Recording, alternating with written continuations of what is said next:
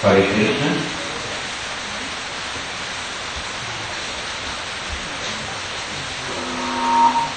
स्वामी जी, भक्तगण, धर्म प्रेमियों, प्रेमियों से जुड़े बच्चों, धन में आप लोग जिन्हें बारिश के मौसम में भी यहाँ पर उपस्थित हुए हैं, बोले ईश्वर की ही कृपा जिस पर रहती है वही पहुंच पाता है प्रसाद पाने के लिए, भजन कीर्तन में भाग लेने के लिए। तो यहाँ पर आज लगभग 2 बजे से और अभी तक वर्षा हो रही है और जनता भी आ रही है, बधाई के पात्र हैं। मैं आग्रह करूंगा कि बोधा रामायण मंडली के सदस्य आकर के स्वामी जी का पुष्पों के हार द्वारा स्वागत करेंगे। बोधा रामायण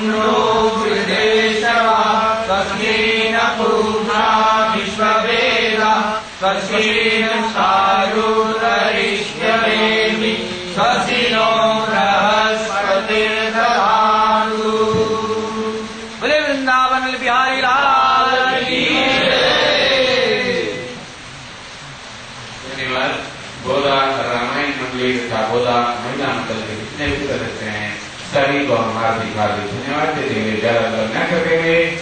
हम आज की जो कथा है स्वामी जी से आग्रह करेंगे, स्वामी जी प्रारंभ करेंगे। धन्यवाद।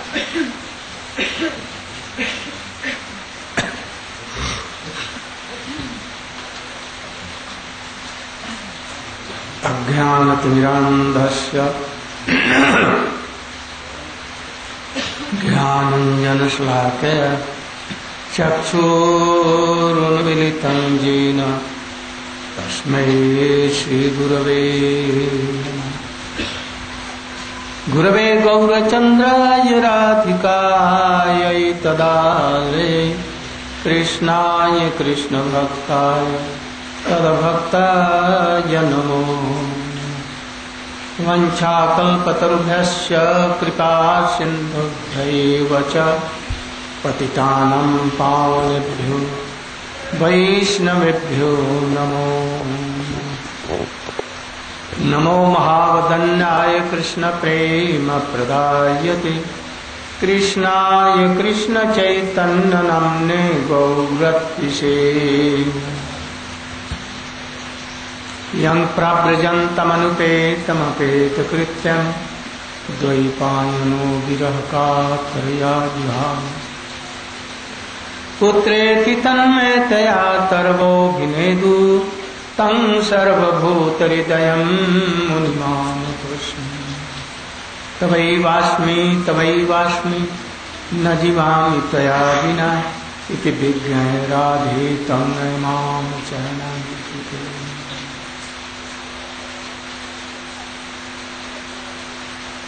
मैं सर्वप्रथम अपने गुरुपाद पद्म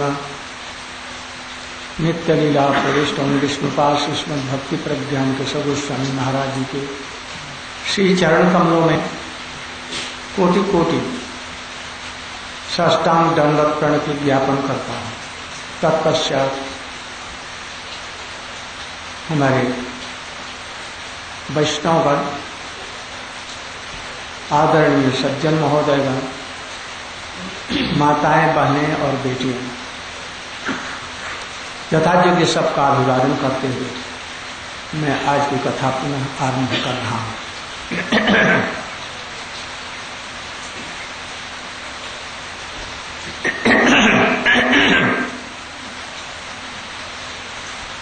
एक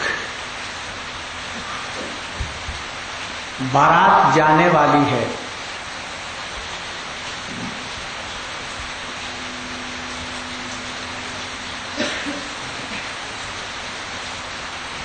वो मान लीजिए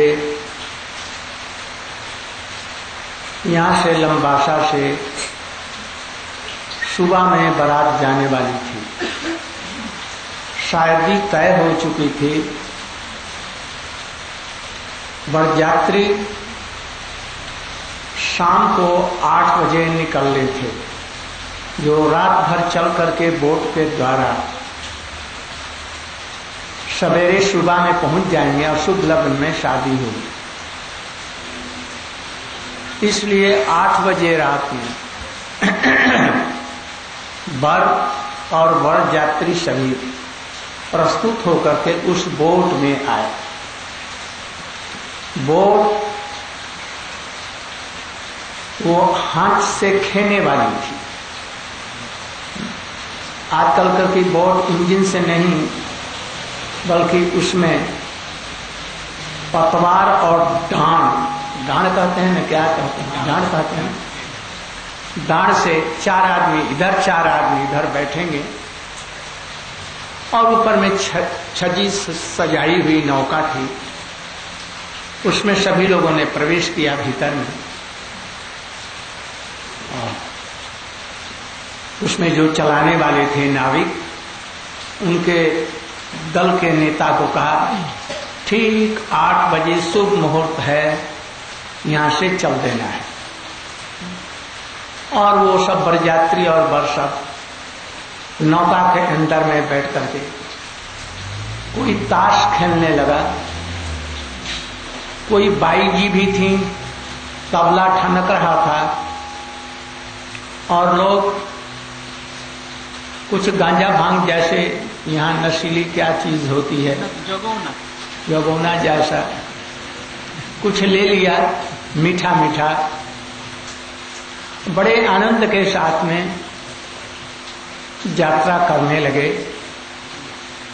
नाव के नेता पतवार जो चलाने वाला था वो आया, बोला जी देखिए बहुत परिश्रम है, सारी रात नौका चलानी पड़ेगी, इसलिए हम लोगों को थोड़ा सा गांजा और भांग दे दें, जिससे कि पी करके हम लोग रात भर चलाएंगे, नहीं तो हम लोग चला नहीं सकते इतना। अच्छा ठीक है, उन्होंने उनको दे दिया। उन्होंने भांग लगाया और पीस करके पिया और इसके बाद में गांजा भी दम चिलम पर लेकर के उन्होंने लगाया और जुट गए वो नौका चलाने में। अब बड़े जोर से नौका चलने लगी और ये आनंद में मशगूल होकर के बाई जी का नृत्य और गान सुन रहे हैं, कोई पासा खेल रहे हैं, कोई कुछ कर रहे हैं। बड़े आनंद के साथ में खाते पीते मौज करते हुए बारात रवाना हुई। जब सवेरा हुआ तो इन लोगों ने सोचा कि अब तो हम लोगों को सुबह पहुंच गए होंगे, अब तो उतरना ही होगा। तो वर के पिताजी नौका के ऊपर में आए और देखा कि हम लोग कहाँ पहुंचे हैं, सुबह के किस जगह घाट पर पहुंचे हैं कि नहीं। उन्होंने देखा कि जहां से हम चले थे अभी तो हम वही हैं, वही नारियल का पेड़ है और वही घाट जहां पर हम लोग थे। नौका भी चल रही है। उन्हें नौका, अरे तुम लोगों ने नौका चलाया नहीं, नौका तो उसी घाट पर है। हम लोग तो पसीने से तर-तर हो रहे हैं, रात में कहीं नहीं हम लोगों ने बंद किया। नौका भी बड़ी वेग से चल रही, नहीं तो ये तो वही गांव है, वही हमारा नारियल का पेड़ है, वही घाट है, हमारा वहीं से घर दिखाई पड़ता है। तुम लोग क्या किया, ये तो सब चौपट हो गया, हमारा विवाह की शायद भी नष्ट होगी, विवाह भी बंद हो जाएगा, सब गड़बड़ हो गया। उन्होंने देखा जी क्या हुई, उन्होंने नंगर नहीं उठाया, लंगर होता है ना, लंगर उठाया नहीं और नौका भी चल रही है, घूम रही है और वो चल नहीं रही। नौका भी चल रही है किंतु टस से मस इधर से उधर नहीं हो रही, 1 इंच भी नहीं पड़ी। विवाह पंड हो गया, फिर किसी प्रकार से टेलीग्राम दिया गया 20 बार, उस दिन का साइट बंद करके अब फिर दूसरे दिन के लिए विवाह रखा। तात्पर्य इसका यह, भजन करने के लिए हम साधन भजन खूब करते हैं। सवेरे बैठ करके ठाकुर जी की पूजा आरती सब कर लेते हैं, कुछ नाम भी कर लेते हैं, रामायण का प्रवचन भी कर लेते हैं। सिया राम मैं सब जग जानी, करो प्रणाम जोर जुपानी, सुत सिद्धांत यह उरुवारी, भजिय राम सब काज विसारी, सब कर लेते हैं। किंतु संसार के प्रति हमारी जो आसक्ति जहां थी वहीं रही। संसार के प्रति हमारी आसक्ति, ये लंगर नहीं उठाया, लंगर ये यदि उठा करके संसार से आसक्ति को हटा देते, मैं और मोर तोर तय माया ये हटा लेते जरा, और फिर भगवान में वो हमारे प्रभु हैं, मैं उनका दास हूं, और भगवान के चरण में प्रीति रहे, अनुपायनी भक्ति रहे, तो थोड़ा सा भजन करने से भी, इतना भजन की भी जरूरत नहीं पड़ेगी, हमारा कार्य सिद्धि हो जाएगा। और हम देखेंगे सहज ही माया को पार करके सदा के लिए प्रभु के धाम में पहुंचकर उनकी नित्य सेवा में प्रवेश कर सकते। आप समझ रहे होंगे ये आसक्ति क्या चीज।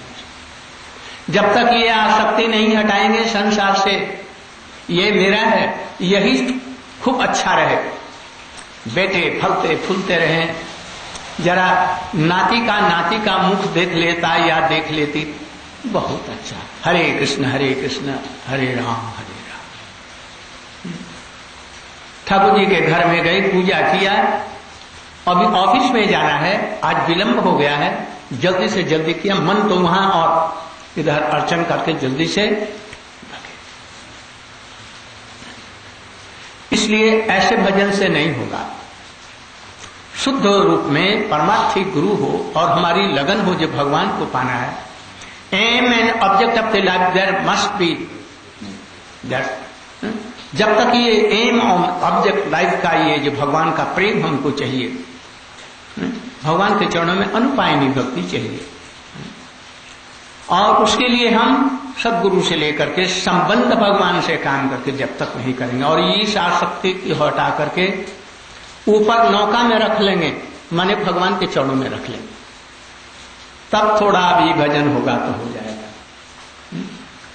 श्रीमद् भागवत में एक ऐसा प्रसंग है कि साधक लोग भी बहुत ऊंची स्थिति में पहुंच गए, कहीं आसक्ति रूपी लंगर को भी हटा लिया है, और हटा करके भजन करने लगे, घर बार छोड़ दिया, स्त्री पुत्र परिवार छोड़ दिया, सब कुछ छोड़ करके अब वन में एकांत स्थिति में जाकर के भगवान का भजन करने लगे। किंतु किसी प्रकार से वो लंगर फिर सब गिर गया पानी में, अर्थात अपना किसी चीज में घर में छोड़ करके आए हैं सबको, और न जाने कहां एक कुत्ते पर लग गया प्रेम, और बस उनका 3 जन्म खराब हो गया। कैसे? इसको श्रीमद् भागवत से समझिए। भजन करने से ही नहीं होगा, आसक्ति को हटाइए, भगवान में वो आसक्ति दीजिए, संबंध के साथ में भजन कीजिए, तब तो होगा। श्रीमद् भागवत में ये प्रसंग थोड़े से संक्षेप में शुभानंद ब्रह्मचारी जी धीरे धीरे बतलाइए, संक्षेप में बतलाएंगे, 15 मिनट अधिक से अधिक।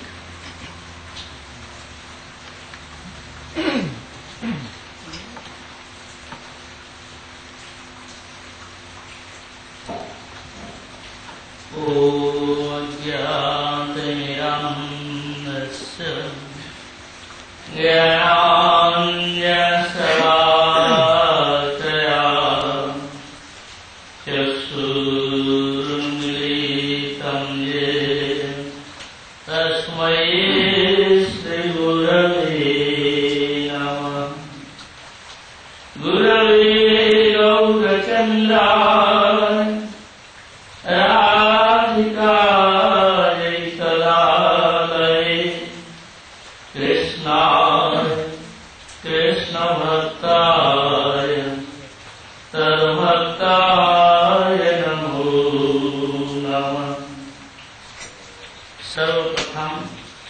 अस्मदीय गुरुपाद पदों में असंख्य कोटि दंडवत प्रणति ज्ञापन करता हूँ। तदनंतर उपस्थित पूज्य वैष्णव वृंद, समस्त सज्जनों, माताएं, बहनों, सबको मेरा यथायुक्त प्रणाम स्वीकार हूँ। अभी अभी आपने श्रवण किया है, संसार के प्रति आसक्ति ही दुख का कारण, बंधन का कारण। जितने हम इस आसक्ति में जुड़ते जाएंगे उतना ही हमारा बंधन है, और इस बंधन के कारण संसार में मोह होता है, और उस मोह से पुनः पुनः जन्म मृत्यु रूप संसार में आवागमन होता है। बहुत बार हम लोगों ने जन्म दिया, बहुत बार इस जगत में हम आए, और फिर हम इस शरीर को छोड़कर चले जाते। इस प्रकार यह जन्म मृत्यु सदा ही चला आ रहा है। इसमें से निकलने का एक ही उपाय है, भगवान श्री हरि की आराधना। जब तक इस मनुष्य जीवन में हम भगवान की आराधना करते हैं, तब हम संसार से निकल जाते हैं। अन्यथा इस संसार में आना अनिवार्य है। इस मृत्यु के हाथ से कोई बचा नहीं सकता। जन्म मृत्यु में हमें भ्रमण करना पड़ेगा। इसलिए श्रीमद् महाराज ने आज्ञा दी है। श्रीमद् भागवत के एक प्रसंग जो है, श्री भरत महाराज की कथा थी। ऋषभ देव के पुत्र हुए भरत महाराज, जिनके नाम से यह भारतवर्ष हुआ है। भरत महाराज बहुत बड़े प्रतापी राजा, चक्रवर्ती सम्राट, प्रजाओं को पुत्रवत उन्होंने पालन किया। परंतु भगवत भक्ति होने के कारण युवा काल में ही उन्होंने राज्यपाल, धन, ऐश्वर्य, संपदा सब कुछ परित्याग कर दिया। एक आश्रम में जाकर के उपस्थित हुए, वहां भजन साधन करने लगे। पास में गंडकी नदी, प्रतिदिन उसमें स्नान करते, हाथ में शालग्राम शिलाएं लग जाती, तो उन शिलाओं को उठा करके लाते, प्रतिदिन उस शालग्राम शिला की पूजा किया करते, और विधिवत भगवान का भजन, पूजन, मंत्र जप आदि के द्वारा निरंतर प्रभु के भजन में लगे थे। भजन करते करते बहुत ऊंची स्थिति तक पहुंचे। एक दिन दैव क्रम से हुआ क्या, यह हिरण नदी के किनारे वहां पानी पीने के लिए उपस्थित हुई। जैसे पानी पीने लगी, इतने में एक सिंह आया, बड़े जोर से गर्जन किया। उसके गर्जन से हिरण कांप उठी। उस समय हिरण ने पानी के ऊपर छलांग लगा दी। जैसे ही कूदी, इतने में उसके पेट में बच्चा था, तो पेट से स्खलित हो गया।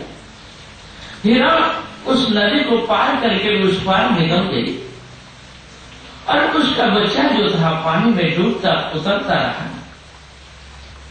ऐसे समय में भरत महाराज जी जो भजन कर रहे थे, उस हिरण शिशु को देख करके उसके प्रति दया आई। तब वहां से उठ के चले, पानी में तैर कर दिए गए, जाकर के उस बच्चे को उठा दिया, लेकर के आए, कोमल कोमल पत्तों को खिला करके उसको पालन पोषण किया। अब वो हिरण शिशु इतना प्यारा हो गया कि दिन रात उसके गोद में चढ़ जाते, अभी उसके साथ आमने सामने खेलते कूदते। हिरण को देख करके भरत महाराज जी क्या उसके प्रति बड़ा स्नेह उदय हुआ, और उस स्नेह ममता जो संसार में स्नेह ममता लगाई, जो छोड़ करके आए थे, आज एक हिरण शिशु के प्रति ममता बढ़ती चली गई। इस कारण उनका भजन साधन धीरे धीरे ढीला होता चला गया, शिथिल हो गया। ऐसे समय में एक दिन काल उपस्थित हुआ। हिरण का दल आया तो हिरण के दल में वो हिरण शिशु भी चला गया निकल के, खेलते कूदते हुए चला गया, उसे पता नहीं चला। भरत महाराज ढूंढने लगे, ढूंढते ढूंढते दिन भर हो गया, पता ही नहीं चला। शाम हो गई, एक पहाड़ की चोटी में चढ़ गए, वहां से बहुत दूर तक देखा। जब संधान नहीं मिला, बड़े दुखी हो करके घर में लौटे, आश्रम में बैठे हुए हिरण की चिंता में डूब गए। ऐसे समय में काल उपस्थित हुआ। जो जिसकी चिंता करता है उसके सामने काल उसी रूप में आता है और उसी रूप में आकर के उसमें तन्मय हो जाता है और वैसे ही काल उसको अपने गाल में समा लेता है। भरत महाराज जी हिरण की चिंता करने लगे कि देखा कि वही काल हिरण रूप बन करके वहां उपस्थित हुआ। उनको पता नहीं था कि यह काल है, परंतु हिरण की चिंता में डूबे हुए कि वही हिरण सामने आया। उसे देख करके बड़े आनंदित हुए और उस हिरण की चिंता में आविष्ट थे कि इतने में शरीर छूट गया। शरीर के छूट जाने से दूसरे जन्म में हिरण होकर के जन्म लेना पड़ा। यही संसार में परिणाम होता है। जम जम बापी स्मरण भाव तय तम ते कलेवरम तम तमी वर्ति कौंतेय सदा तद भाव भावित। भगवान ने अर्जुन को कहा, हे अर्जुन, अंतिम समय में जो व्यक्ति जैसा जैसा चिंतन करता है उसके अनुरूप उस भाव में विवाहित होकर वैसे ही जन्म को धारण करता है, जन्म ग्रहण करता है। इसलिए हम लोग संसार में जैसे जैसे चिंतन मनन करते हैं, जीवन भर हम लोगों के किए हुए वही सब अंतिम समय आने पर स्मरण में आ जाता है और उसी चिंता में डूबे हुए व्यक्ति इस संसार को छोड़कर चला जाता है। अगले जन्म में जाकर के फिर से वैसे ही जन्म लेता है। भरत महाराज दूसरे जन्म में हिरण होकर के आए, परंतु पहले जन्म में उन्होंने भजन साधन किया, इसलिए उनको स्मरण बना रहा। उसको जाति स्मरण कहा जाता है। स्मरण हो जाने से अब उन्होंने सोचा कि अब हमें इस सुख में नहीं रहना है, इधर उधर घूमना फिरना भागा दौड़ी ये समस्त छोड़ करके एक आश्रम में ही रहने लगे। वहीं रह करके ऋषि मुनियों के झूठे पत्थर प्रसाद जो कुछ मिल जाता वही सब खा करके जीवन धारण करने लगे। उनकी कथाओं को सुनते और ऋषि मुनियों की कथाओं को सुनने लगे। उनके सभा में जो कथाएं होती हैं वो सब बड़े ध्यान से सुना करते। इस प्रकार भक्ति भाव में ही डूबे रहे। अंतिम समय आया शरीर छोड़ने का। उस समय वहां नदी में उतर गए, पानी में जा करके आगे शरीर को डुबोकर वहीं पर भगवान की स्तुति प्रार्थना करने लगे। इस प्रकार स्तुति करते करते उन्होंने शरीर छोड़ा। हिरण शरीर छूटने के पश्चात तीसरे जन्म में एक ब्राह्मण कुल में जन्म हुआ। ब्राह्मण कुल में जन्म होने पर पूर्व जन्म की स्मरण रही, इसलिए भरत महाराज जी अब जन्म भरत बन गए कि जीवन भर किसी से बातें नहीं की, न मुंह खुला, न कोई बातें की, न किसी प्रकार कोई ऐसा काम हो जिससे कि आसक्ति बढ़ जाए, ऐसा कुछ भी नहीं। जड़वत एक पागल के भांति उसी तरह से रहने लगे। इधर पिता माता ने बहुत प्रयास किया पढ़ाने लिखाने को, परंतु कुछ पढ़े लिखे नहीं। अंत में उनके पिता माता स्वर्गवासी हो गए। इधर में उनके भाई और भातृवधू उन लोगों ने उतना आदर नहीं दिया, जैसे तैसे उनको जो कुछ मिलता खाने पीने को दे देते, परंतु वे उसी से संतुष्ट रहते। किसी प्रकार कोई कष्ट दुख मोह उन्होंने अपने जीवन में नहीं अनुभव की। इस प्रकार चलता फिरता रहा। एक दिन उनके भाइयों ने एक खेती में बैठा दी पहरा देने के लिए, बोले खेत की पहरादारी करो। पहरादारी में बैठे हुए गाय आकर के, पक्षी आकर के खेती को उजाड़ने लगे, खाने लगे, पर तो इनको कोई परवाह नहीं, उधर की तरफ पीठ फेर कर बैठे हुए इसी प्रकार बैठे रहे। एक समय कुछ डकैत लोग आए, डकैती करने को मन चाहा कि आज अच्छी डकैती हो जाए, अच्छा लूटमार में सामान मिले, तो देवी को एक मनुष्य की बलि चढ़ाए। इस प्रकार डकैतों में एक डकैत लोग देवी की पूजा करते थे, देवी से प्रार्थना की मानत किया था। तो उस दिन रात को वो ढूंढ रहे थे कोई एक आदमी मिल जाए, देखा कि खेती में बैठा हुआ एक आदमी है। तो भरत महाराज जी बैठे हुए थे, उसे उठा करके पकड़ करके ले गए थे, कोई बात नहीं, ले जाकर के उनको खिलाया पिलाया, लाल कपड़े गले में बांध दिया, लाल फीता आदि तिलक लगा दी, और देवी के सामने ले जाकर के बलि देने की 2 लकड़ी होती है, तो उसके बीच में उसे लगा दी, उसके गले को लगा करके ऊपर से लकड़ी छोड़ दी बलि देने के लिए। फिर भी भरत महाराज जी को कोई चिंता नहीं, कोई परवाह नहीं, जो प्रभु की इच्छा होगी वही है। जब डकैत के सरदार ने पूजा करके बलि देने के लिए तलवार उठाया, इतने में मूर्ति में से देवी अट्टहास्य करती हुई एकदम निकल गई, हंसती हुई डकैत के सामने आ गई। सभी लोग देख करके आश्चर्य में है कि देवी हमारी पूजा से प्रसन्न हो गई है, स्वयं बलि लेने के लिए यहाँ आ गई। और देखते देखते डकैत के हाथ से तलवार को ले लिया, ले करके जितने डकैत वहां खड़े थे सबको समाप्त कर दिया। तलवार फेंक करके साथ ही साथ उस लकड़ी में से उनको उठाया, उनके सारे बंधनों को खोल करके देवी ने क्षमा मांगी कि आप ब्रह्मज्ञ महान ऋषि, आप छिपे हुए देश में इस प्रकार घूमते हैं, लोगों को पता नहीं, इन डकैतों को आप क्षमा करें, हमें भी क्षमा करें। इस तरह से ये ब्रह्मज्ञ पुरुष जो कि भरत महाराज जी भगवान के चिंतन में, भगवान की आराधना में डूबे हुए, उनको संसार से कोई परवाह नहीं। फिर वहां से चल करके फिर खेती में बैठे हुए। दिन में रघुकर महाराज जा रहे थे किसी ऋषि आश्रम में, तो पालकी में बैठे हुए थे, कहार लोग कंधे पालकी लेकर के चल रहे हैं।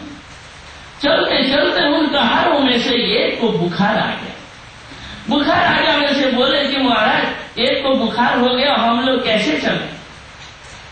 तो महाराज ने आज्ञा दी, जाओ हमारे राज्य में कोई बेगार हो, कोई व्यक्ति मिल जाए ऐसे, उसको पकड़ करके लाओ।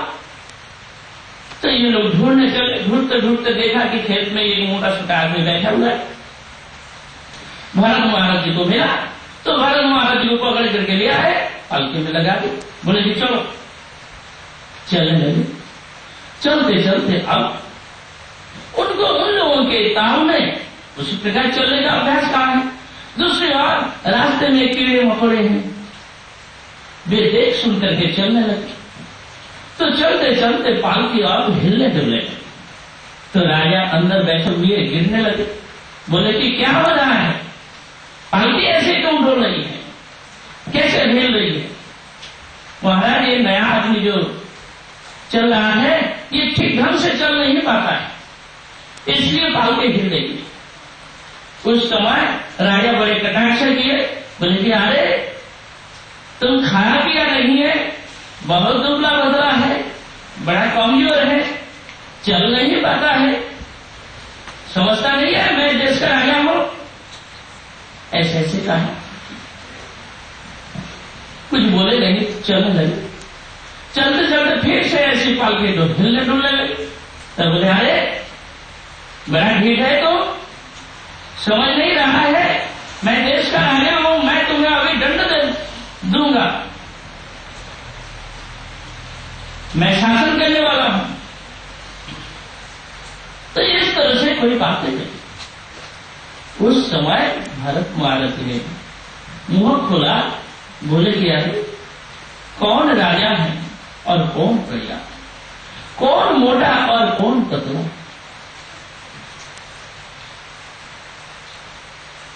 कौन शासन करने वाला, कौन किसको शासन करता है, ये सारी बातें कही।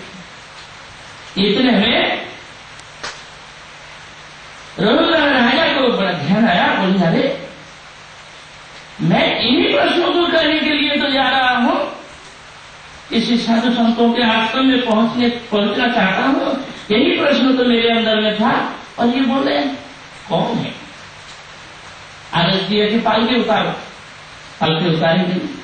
महाराज बाहर आए, आकर के उसके और देखा कि उसके गले में एक जनेऊ है, ऊपर भी पड़ा हुआ है, शरीर में धूल मिट्टी मैला जम रहा है, फटे पुराना ये कपड़े पहने हुए, ये कौन है? तब उस समय उनको प्रणाम किया कि लगता है आप कोई ब्राह्मण, कोई महान ऋषि, आप तो कोई कपिल देव तो नहीं है, आप तो कोई ऐसा महान ऋषि तो नहीं है, आप कौन है? कृपा करके हमें बतलाएं। और मैं आपने जो कुछ कहा मैं इन्हीं सब को जानने के लिए जा रहा था, मेरे समझ में नहीं आया आपके इन बातों को, आप कृपा करके समझाएं। तब भरत जी ने कहा अहम पूरा भरतो नाम राजा आसी, मैं पूरा काल में भरत नाम का राजा था। आप ही के पूर्वज, मेरे नाम से ये भारतवर्ष है। चक्रवर्ती सम्राट सब कुछ छोड़ करके आया भजन कहने को, और भजन करते करते ये हिरण के प्रति आसक्ति जम गई।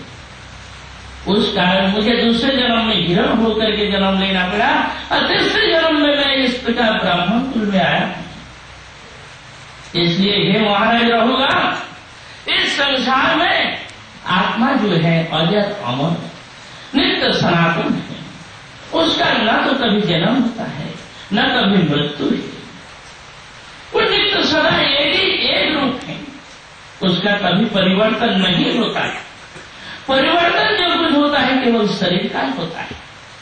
ये शरीर कपड़े के समान है। जैसे हम एक नया कपड़ा पहनते, जब वो पुराना हो जाता है, फट जाता है, उसे बदल के फिर नए कपड़े को धारण किया जाता है। ऐसे ही आत्मा कर्मों के द्वारा इस शरीर को धारण करती है।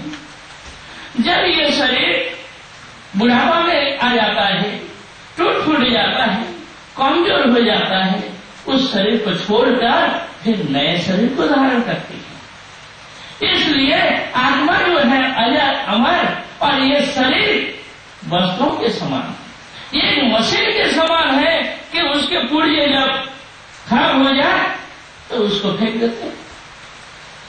इसी तरह से इस शरीर को बदलते हुए आत्मा अजर अमर जो कि नित्य सनातन वस्तु है। वह न मोटा है न पतला है। आत्मा न तो मोटा है न पतला है, न उसकी कोई जाति है न किसी में है, वो सदा एक रूप है। इसलिए आत्मा को कहा गया है कि वह भगवान का सेवक है, सेवा ही उसका धर्म है, वह नित्य सच्चिदानंदमय है, उसके अंदर आनंद है, आत्मा के अंदर सत्ता है, आत्मा ज्ञानमय है। इसलिए संसार में आए हुए आत्मा हमेशा नई नई चीज को, नए नए ज्ञान को जानना चाहता है, और आत्मा अपनी सत्ता को बनाए रखना चाहता है, ना कभी होना चाहता। और आत्मा आनंदमय है, इसलिए संसार में आकर के भी सदा सर्वदा आनंद का खोज करते हैं कि वह वास्तव आनंद, नित्य आनंद कहाँ मिले। परंतु संसार में हम लोग आसक्त होकर के इन विषयों में उस चिर आनंद, चिर शांति को ढूंढते हैं। संसार के जितने भी वस्तु हैं वे सब नाशवान हैं। जिसको हम देख रहे हैं इन आंखों से, ये समस्त नाशवान पंचभौतिक वस्तु हैं, परिवर्तनशील है। अतः इसमें जीव कभी सुखी नहीं हो पाता है, न कभी शांति लाभ कर सकता है। इस शरीर के अंदर में आत्मा रहती है। वो कैसे रहती है? जैसे कि एक मूंगफली है, ऊपर का छिलका होता है, उसके अंदर एक पतला छिलका है, उसके अंदर 2 दाने हैं। इस प्रकार ये स्थूल शरीर है, हड्डी मांस चमड़े का। उसके अंदर एक सूक्ष्म शरीर है जो मन, बुद्धि, अहंकार और चित्त का सूक्ष्म शरीर। उस शरीर के अंदर में आत्मा और परमात्मा दोनों ही निवास करते हैं। परंतु परमात्मा जो है साक्ष्य रूप में है, जीवों के कर्मों का फल प्रदान करते हैं। वे कभी सांसारिक दुख, कष्ट, जन्म, मृत्यु ये सब को भोग नहीं करते। जीवात्मा इस शरीर में आ करके, इस शरीर में अहंकार, अभिमान के कारण इसमें आसक्त हो करके दुख, कष्ट, सुख, दुख, लाभालाभ, जय पराजय, मान अपमान, जस अपजस को भोग करता है। इस कारण अपने को दुखी समझता है, अपने को सुखी समझता है, इस जन्म मृत्यु में आविष्ट रहता है। एक चूल्हे के अंदर, तो चूल्हे के ऊपर में बर्तन चढ़ाया गया, बर्तन में आपने पानी डाल दिया, पानी के अंदर में चावल रख दिया, तो थोड़ी देर में वो चावल पक जाता है। चूल्हे में, भट्टी में आग जल रही है, वो आग चूल्हे में, उसके ऊपर में बर्तन रखा गया है, बर्तन में आग लगता है, उसमें गर्मी लगने से उसके अंदर पानी जो है, पानी खौलने लगता है, और पानी के खौलने से उसके अंदर जो चावल रखा हुआ है वो चावल गल जाता है। इसी प्रकार इस शरीर के अंदर में आत्मा है। आत्मा अजर अमर है, नित्य सनातन वस्तु है, परंतु इस शरीर के अंदर होने के कारण इस संसार के सुख, दुख, लाभालाभ, जय पराजय जो कुछ शरीर के द्वारा अनुभव होता है, शरीर से मन को अनुभव होता है, मन के द्वारा बुद्धि को, और बुद्धि से आत्मा ये सब अनुभव करती है। आसक्ति मूल कारण है, नहीं तो शरीर में रहने से भी नहीं होता। इसलिए यह आसक्ति ही उसका मूल कारण है कि आत्मा इस शरीर के अंदर होते हुए आसक्ति के कारण, इस शरीर के प्रति आसक्ति, मन के प्रति, बुद्धि के प्रति आसक्ति, इसके प्रति आसक्ति होने के कारण दुख सुख भोगता है, दुख सुख दुख को भोग करता है और इसी से अभिभूत हो जाता है इस संसार में। इसलिए भरत महाराज जी कहते हैं, हे राजन प्रभुगण, इस संसार में लोग सुख के लिए प्रयास करते हैं। जब सुख के लिए प्रयास करते हैं तो जीवन में जितना ही बढ़ते जाते हैं उतना ही उसके जीवन में काम, क्रोध, लोभ, मोह, मद और मात्सर्य, ये सारे जो 6 शत्रु ये जीवन में आ जाते हैं। लोग उसी के वशीभूत हो जाते हैं शरीर के प्रति आसक्ति के कारण, कभी काम वासना में, कभी क्रोध के, कभी लोभ के, कभी मोह के, कभी मौत और मात्सर्य में डूब जाते हैं। इसके वशीभूत हो करके लोग जैसा जैसा कर्म करते हैं वैसे वैसे फल को भोगते हैं, इसलिए और इसमें दुखी हो जाते हैं। लोग संसार धर्म को आश्रय करते हैं, संसार धर्म पालन करते हैं, रजोगुण तमोगुण के द्वारा अहंकार अभिमान में आविष्ट हो जाते हैं। उस समय उन्हें कुछ दिखाई नहीं पड़ता, उसमें आविष्ट होकर काम, क्रोध, लोभ, मोह के वशीभूत होकर इस संसार की माया की सेवा में लगे थे। इस प्रकार माया में आसक्त हो करके जे इस प्रकार अज्ञान मोह में डूब जाते हैं कि उसे और कुछ दिखाई नहीं पड़ता। उस समय शरीर के लिए भय, रुपए पैसे धन दौलत के लिए भय और बंधु बांधवों के लिए भय उपस्थित होता है। भगवान को भूल जाता है, बुद्धि विपर्य हो जाती है, डामाडोल हो जाती है कि किधर जाए, क्या करें, नहीं करें, कहाँ जाऊं, क्या करूं, कोई स्थिर नहीं कर पाता। संक्षेप में बोलो। इसलिए बुद्धि विपर्य होता है, किन कर्तव्य विमूढ़, किधर जाए, कहाँ जाए, क्या करें, स्थिर नहीं कर पाता। ऐसी स्थिति में भी भटकते रहते हैं। ऐसे संसार में आसक्त हो करके ये गृह रूपी अंधकूप में इस प्रकार डूब जाते हैं। जैसे कि भरत महाराज जी कहते हैं, कि हे राजन, कि एक व्यक्ति जंगल में जा रहा है, चलते चलते पीछे से बाघ ने उसे आक्रमण किया। वो दौड़ता हुआ गया ये कुएं के अंदर जिसमें पानी नहीं, और उसके दीवार में पेड़ की डालियों से झाड़ी जैसे बन गया। कुल जल के पानी पेड़ की डाली पकड़ लिया और उसी में लटक गया कुएं में। जैसे ही लटक गया कि इतने में बाघ आया, बड़े जोर से गर्जन किया, और नीचे एक सांप था, उसने भी फल उठाए और फौस फौस करने लगा। और ऊपर मृत्यु नीचे मृत्यु। जिस पेड़ की डाली को पकड़ करके लटक रहा है उसमें भी मधुमक्खी की छत्ता लगी हुई है। 4 और मक्खी अब काटने लग गई, घेर लिया। जिस डाल को पकड़ करके लटका हुआ है उस डाली को 2 चूहा काटने लगे। इस प्रकार ऐसी स्थिति में संसार में पड़े हुए मनुष्य गृह रूपी अंधकूप है कि हम लोग ये घर बना करके इस संसार में आकर ये गृह निर्माण करके उसी के अंदर प्रवेश करते हैं। बंधु बांधव आत्मीय स्वजन ये संसार के मधुमक्खी की छत्ता है। इस मनुष्य शरीर रूपी पेड़ की डाल को पकड़ करके हम लटक रहे हैं कि इस शरीर के द्वारा हम सुख शांति भोग करें, परंतु सुख शांति नहीं मिल पाती है। क्यों? ऊपर जमराज हमारी चोटी को पकड़े हुए हैं और कामरूपी सर्प को फांस फांस करके फनक उठाए हुए हैं। कभी भी हमें काट देंगे, जमराज कभी भी हमें पछाड़ मारेंगे, हमारी मृत्यु अनिवार्य है। 4 ओर से मृत्यु घिरी हुई है। 2 चूहे काट रहे हैं और उसमें भी 2 चूहे उस शरीर रूपी पेड़ की डाली को काट रहे हैं। इस शरीर की जो आयु है इस आयु को काटते जा रहे हैं। हम सोच रहे हैं कि हमारी आयु तो 50 हो गई है, हमारी आयु 60 हो गई है। वही नहीं, ये आयु समाप्त हो गई है। 60 वर्ष दिन और रात ये 2 चूहा मिल करके आयु को छीण करते जा रहे हैं। इसी प्रकार थोड़ा सा समय बचा हुआ है, किस समय मृत्यु आएगी कोई पता नहीं। ऐसी स्थिति में जब तक समय है तब तक बुद्धिमान पुरुष आत्म कल्याण की चिंता करेंगे। इसलिए ये संसार मायामय है जान करके गुरु के चरणों में आश्रय देकर और एकांतिक भक्ति के द्वारा भगवान श्री हरि की आराधना करें, इससे अतिरिक्त तो और कोई उपाय नहीं।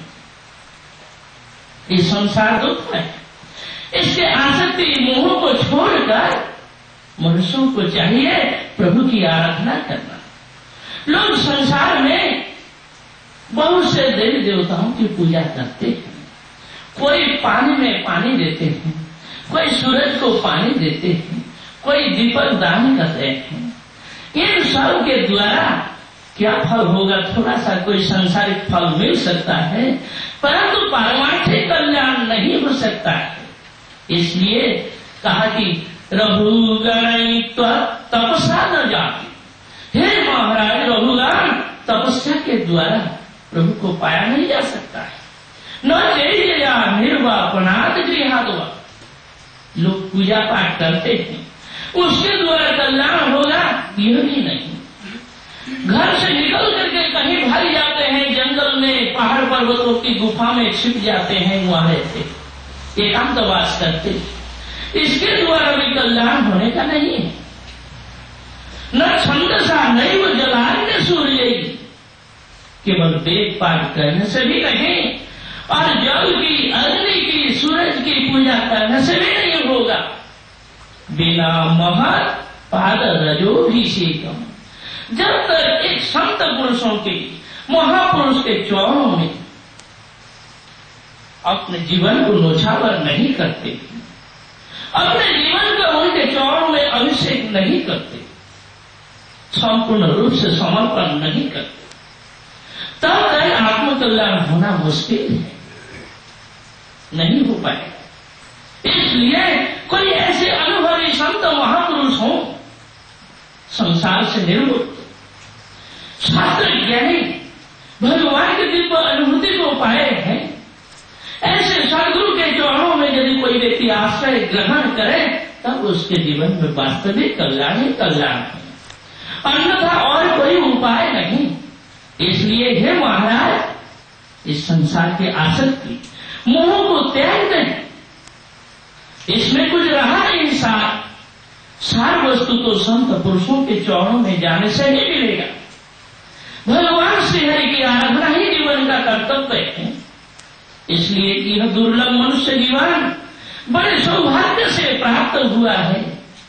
ऐसे सुदुर्लभ मनुष्य जीवन में संसार से निकलने का एकमात्र रास्ता है, दूसरा कोई रास्ता नहीं। और जितने प्राणी शरीर हैं वे सब भोग यदि है, उसमें केवल भोग होता है। मनुष्य जीवन में ही कर्म करने का अधिकार भगवान ने दिया है। इस जीवन में ही साधना की भूमि, हम साधना के क्षेत्र में इस धरती में आए, इसलिए यहाँ पर हमें ऐसी साधना करनी है कि इसी जन्म में हमें प्रभु की प्राप्ति करनी है। इस लक्ष्य को, केंद्र बिंदु को लक्ष्य करते हुए हमें जीवन में अग्रसर होना है।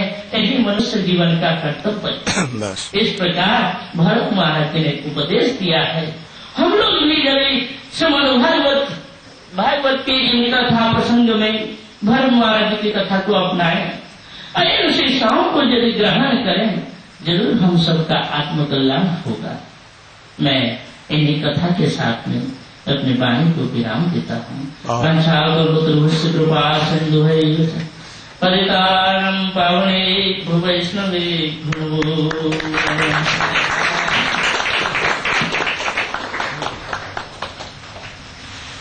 तो आप लोगों ने सुना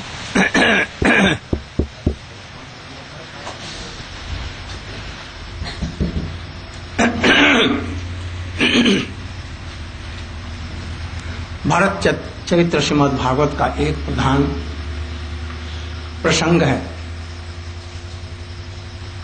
भगवान की आराधना कर रहे हैं,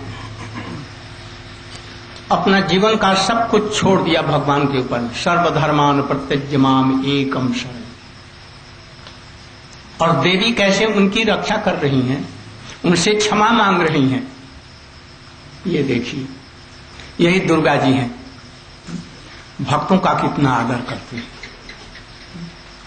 इसलिए देवताओं की पूजा करने वाले देवलोक को प्राप्त करते हैं, भूतों की पूजा करने वाले भूतों को ही प्राप्त होते हैं, और हमारा पूजा करने वाले हमारे परम धाम को प्राप्त करते हैं। जदगत्वा न निवर्तन्ते तद्धाम परमम्। फिर वहां से वो लौटते नहीं है। इसलिए हम सोमवार करें, चाहे रविवार करें, चाहे और देवता देवियों की उपासना करें, उससे सांसारिक भोग तो थोड़ा सा मिल सकता है, किंतु वही भोग दुख का कारण होगा, ये समझिए। इसलिए व्रतों में यदि हरिवासर करें, हरिवासर माने एकादशी, जन्माष्टमी, रामनवमी इत्यादि का व्रत यदि किया जाए तो अपने आप शंकर जी प्रसन्न हो जाएंगे। सोमवार उन्हीं के लिए होता, वो भी प्रसन्न हो जाएंगे, दुर्गा जी प्रसन्न हो जाएंगे, सारे देवता लोग प्रसन्न हो जाएंगे। और यदि अप्रसन्न भी होंगे तो कुछ नहीं कर सकते। स्वयं भगवान का चक्र उनकी रक्षा करता है।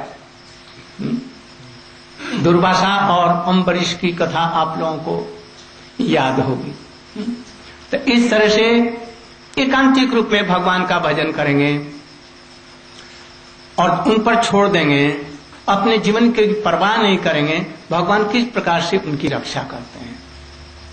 ये रघुगण राजा उस समय भारत के सम्राट थे।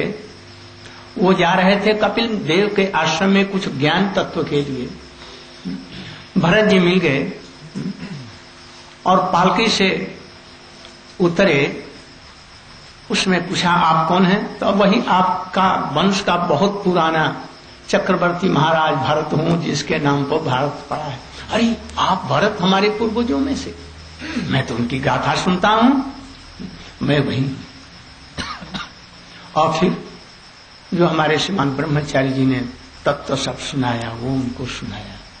इसके बाद में उनको भी वैराग्य हो गया संसार से आसक्ति छोड़ करके भगवान का भजन करने के लिए। सुनने का फल क्या है? एक समय महाराज विक्रमादित्य के दरबार में एक कपालिक आया। कपालिक समझते हैं? नंग धड़ंग मदपान किए हुए और एक मरे हुए खोपड़ी को साथ में लेते हुए आया और महाराज जी के दरबार में पहुंच करके कहा, मैं यहाँ पर बड़े सुनते हैं बड़े बड़े विद्वान लोग हैं, तो ये तो बतलाएं ये खोपड़ी जिसकी है वो खोपड़ी वाला जो था वो बुद्धिमान था या मूर्ख था?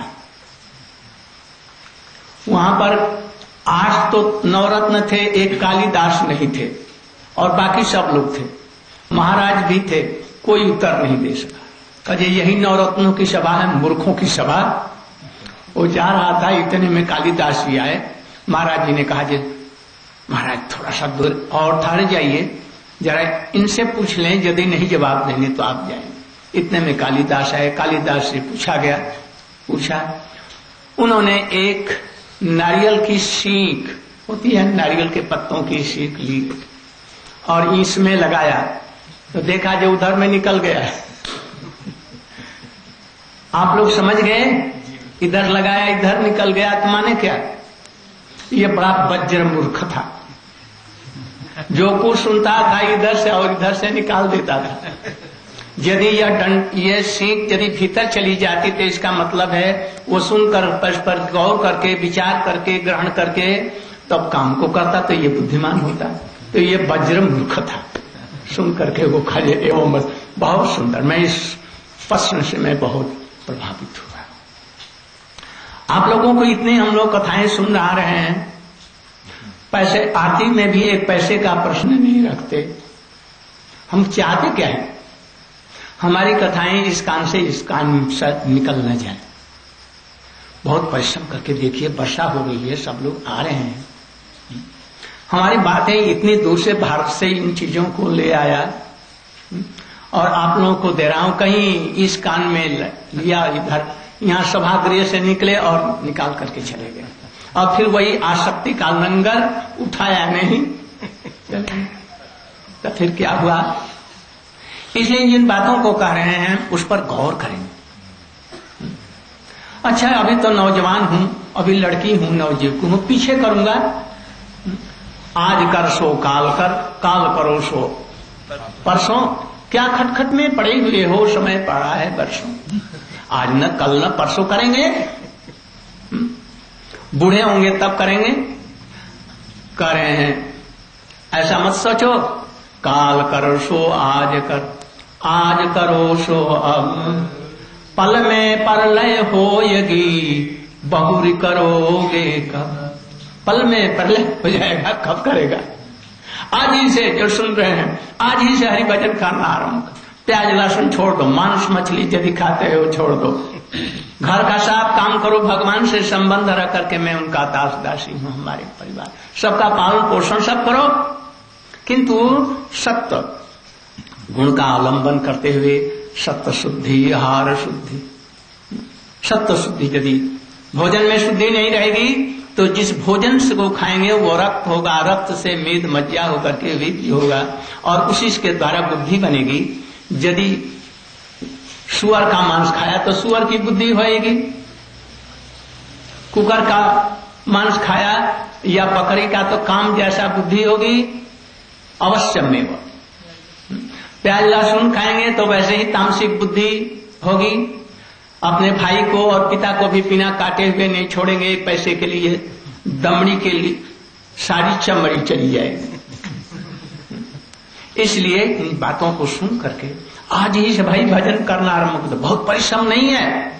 अरे सवेरे तुम भगवान को कहते मैं तुम्हारा हूं और एक बात राम राम कह दो। 1 लाख श्लोक का बनाया हमारे वाल्मीकि जी ने रामायण, राम के रहते हुए, राम के बाद में नहीं। और उसी के लिए देवता मनुष्य और राक्षस लोग तीनों लड़ने लगे, हम लेंगे हम लेंगे। जो लेगा और जिसका पालन करेगा उसका उद्धार हो जाएगा। इसलिए तीनों लड़ने लगे। भगवान शंकर दयालु वहां पर पहुंचे, बोले भाई लड़ो मत, मैं उचित रूप में इसका बंटवारा कर देता हूं। उन्होंने 1 लाख श्लोकों को 3 भाग में विभाग करके 33 हजार मनुष्यों को और राक्षसों को और असुरों को और देवताओं को बांट दिया। अब रह गया 1000। 1000 को उन्होंने 333 भाग में विभाग करके फिर दे दिए। अब रह गया कितना? 1 श्लोक। 1 श्लोक में 4 चरण होते हैं अनुष्टुप छंदों में। वो रामायण जो है अनुष्टुप छंदों में है। 4 चरण होते हैं, 1 चरण दे दिया। अब 1 चरण बच गया। 1 चरण में 8 अक्षर होते हैं और 3 आदमी हैं तो 2 अक्षर दे दिया, तब बाकी कितने रह गए? 2 रह गए। शंकर जी ने कहा जे भैया ये मैं नहीं दूंगा, ये मैं लूंगा, और यही राम नाम है। समस्त शास्त्रों का तात्पर्य है ये कृष्ण नाम, राम नाम। बस कलयुग केवल नाम आधार, यह नाम ही आधार है। कुछ नहीं होता है, यज्ञ नहीं होता है, कोई बात नहीं है, तपस्या नहीं होता है, इससे भगवान प्रसन्न नहीं होते। यह भी तो बच्चे ने बतलाया। तपस्या से, दान से, पुण्य से, यह भी समय रहता तो और भी बहुत बतलाता ये दान करने का क्या फल होता है। एक आदमी ने बनाया अस्पताल, लाखों करोड़ों रुपए बना करके, उसमें बड़े बड़े डॉक्टर सब नियुक्त किए गए, बड़ी चिकित्सा होने लगी, बड़ा प्रसन्न हुआ जी हमारे रुपये से ये चल रहा है, बिना पैसे की चिकित्सा हो रही है। और उसमें एक डकैत आया, उसने 50 आदमियों को मार करके आया, किंतु गोली लगने से घायल हो गया। उसने उस लोग तो जानते नहीं, वो कहीं गिरा हुआ था, एक व्यक्ति, दयालु व्यक्ति ने उसको उठाया और उसी अस्पताल में भर्ती कर दिया और कुछ पैसे देकर के उसके खाने पीने की व्यवस्था कर दी। वहां पर इलाज हुआ। इलाज अच्छा होने के बाद में उसकी प्रशोध की भावना उठी। जिस व्यक्ति की गोली से, जिसके घर में उसको गोली लगी और जिन लोगों को मारा था, अब कहा जैसे अब इसके बाद में मैं जाकर के अपने दल बल के साथ में और सबको मारूंगा। अपना फिर दल इकट्ठा किया और कुछ दिनों के बाद में घर पर धावा करके और उसके घर वालों को 50-60 आदमियों को फिर गोली से भून करके फिर चला। अच्छा, ये जो गोली का जो भुना और जो पीछे से जो इतनी हत्याएं हुई, इसका दायित्व तो किस पर है? इसका फल कौन भोग करेगा? जिसने मारा वही नहीं, वही नहीं। जिसने अस्पताल बनाया, जिसमें कि वो बचा, वो भी इसका भोग करेगा। अस्पताल बनाया ठीक है, उसका जो भला हुआ उसका अलग से फल भोग करेगा, और ये बुरे कर्मों का फल भी उसको भोगना पड़ेगा। इसलिए सभी कामों में कुछ भला और बुरा होता है, उसको भोगना पड़ता है। भगवान उसको सख्त पीस डालेंगे। स्कूल बना रहे हैं बड़े, हमारे यहाँ 2000 लड़के, 3000 लड़के पढ़ते हैं, इसमें से 4 आदमी डकैत हुए। 4 आदमी डकैत हुए और लोगों का तो अच्छा हुआ, उसका तो पुण्य फल आपको मिला। और जो 4 डकैत होकर के लोगों को मारा, उसका फल किस पर जाएगा? उस पर भी जाएगा जो जिस स्कूल में पढ़ा, जिसने बनाया, उसके ऊपर भी आएगा। महाराज नृग रोज कोटि कोटि गायों का दान करते थे, सोने से सींगे मणि और पैर में खूब चांदी के, और रेशमी वस्त्र सोने से अलंकृत उनके पीठ पर, और दूध से बछड़ियां गाय की, और उसके साथ में दान करते थे, जो 20-25 किलो, 30 किलो, 40 किलो दूध देती हैं। और ऐसे ही न जाने कितना किया दान, जो तारों का गिनना सहज है, पृथ्वी के बालूकण को गिनना भी सहज है, कि तुमकी गायों की गिनती करना बड़ा भारी। लाखों वर्षों तक दान किया। फल ये हुआ कि एक दिन जिस गाय को दान कर चुके थे, वो दूसरे एक दल में मिल गई, जिसको वो दान करना चाहते हैं। वो ब्राह्मण कहा जी ये तो मेरी गैया है, मुझे दान में दिया था। और वो कहता जी नहीं, तो ये तो महाराज ने अब मुझको दान दिया। दोनों लड़ने लगे महाराज के पास में। महाराज आप उचित न्याय करके हमारी गाय दिलवा दिए। वो कहता है ये गाय मेरी है, ये मेरी है, और महाराज की दी हुई। राजा ने कहा जी भाई कोई बात लड़ने की जरूरत नहीं, हमने तो दी थी, हम इसके बदले दूसरी गाय दे देते हैं, तुम ले लो, संतुष्ट हो जाओ, तुमको भी एक गाय दे देते हैं। नहीं महाराज, हमको जो गाय दिया था वही गाय लेंगे, दूसरी गाय नहीं लेंगे। अरे इसके बाद में 100 लो, 1000 लो, 1 लाख गायें ले लो, तभी संतुष्ट हो जाओ। नहीं महाराज, हम लोग ब्राह्मण हैं, हम वही गाय लेंगे। वो भी अपनी जीत पर अड़ गया, ये भी। फल हुआ कि दोनों ने मिलकर के अभी संपात किया। गिरगिट की तरह में तो रूप बदलता है, अपने भावों को बदलता है, इसलिए जा तो गिरगिट हो जाए। क्या फल हुआ? उनको जो फल गाय ध्यान दी उसका तो अलग से फल स्वर्ग में जाए, और फिर स्वर्ग का फल भोग करने के बाद में ये बुरे कर्मों का ये जब भी संपात उसको भोगना पड़ेगा। और होकर के गिरगिट होकर के सौभाग्यवस्था वो आया द्वारका के एक कुएं में, बड़ा भारी गिरगिट होकर के हजारों लाखों वर्षों तक दुख भोगता रहा। कृष्ण के बच्चे शांब और प्रद्युम्न इत्यादि सब बच्चे सब खेल रहे थे, उनको प्यास लगी, कुएं में देखा, अरे ये तो कोई जानवर है, पानी तो दिखाई नहीं पड़ता। सब लोगों ने बहुत चेष्टा की, उसको निकालने के लिए नहीं निकल सका। कृष्ण के पास में गए, अरे ये अद्भुत एक जानवर कुएं में पड़ा है, पिताजी जरा देखिए तो। वो आए, वो तो जानते ही है सब कुछ, आ करके अपने पैर को नीचे लटकाया, उसके सिर पर स्पर्श कराने के साथ ही साथ में एक देवताशा अत्यंत सुंदर सुपुरुष उसमें से निकला और कृष्ण की परिक्रमा करके हाथ जोड़ करके स्तव स्तुति करके जाने लगा। कृष्ण ने बच्चों को शिक्षा देने के लिए कहा, आप कौन हैं और कैसे यहां पर पड़े? तो मैं महाराज नृग हूं, मैं आज से हजारों वर्ष पहले, लाखों करोड़ों वर्ष पहले ऐसे गैयों का रोज दान करता था, और ऐसे ब्राह्मणों ने झगड़ा करके एक गाय के लिए हमको अभिसंपात कर दिया, और आज उसी के वजह से मैं गिरगिट इसमें पड़ा हुआ था। वो तो आपके चरणों के स्पर्श से मेरा आज उद्धार हो गया, नहीं तो मैंने कब तक ये भोग करता रहा। कृष्ण ने कहा, ये देखो, ये तुम तो भोग रहा था, किंतु ये हमारा संग कैसे हो गया? अरे उस जन्म में तुमने एक भागवत की पोथी लिखवा करके किसी से और एक किसी ब्राह्मण को दिया था, उस भागवत की कथा सुनने से और पढ़ने से उसका जो फल हुआ, उससे तुम हमारा संग पा गया, हमारे चरणों का स्पर्श पा गया, इसलिए तुम्हारा उद्धार। ऐसे ऐसे कर्म से बंधन में पड़ेंगे आसक्त होकर के, उससे कुछ नहीं होता। कुछ सांसारिक लाभ होगा, कुछ धन जन पुत्र परिवार संपत्ति, किंतु यथार्थ का कल्याण नहीं होगा। वो होगा बिनु हरि भजन न भवयुक्त, यह सिद्धांत अपे।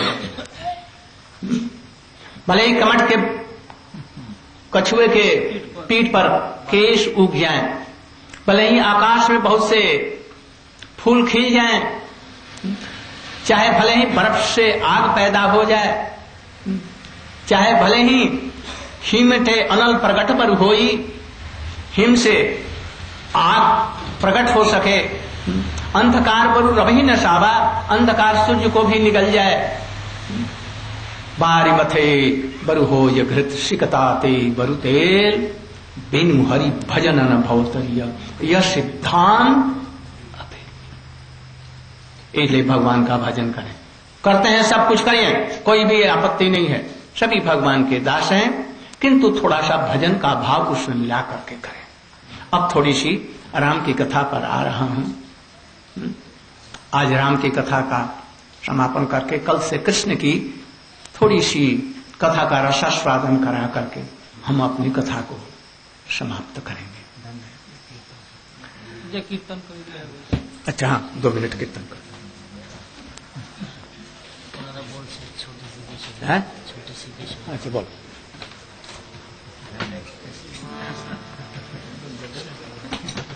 सुनाया था क्या?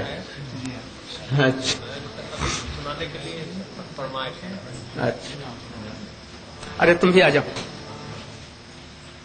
पीछे से दुहार करने के लिए।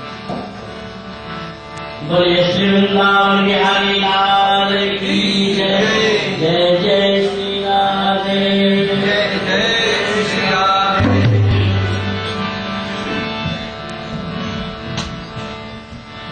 छोटी सी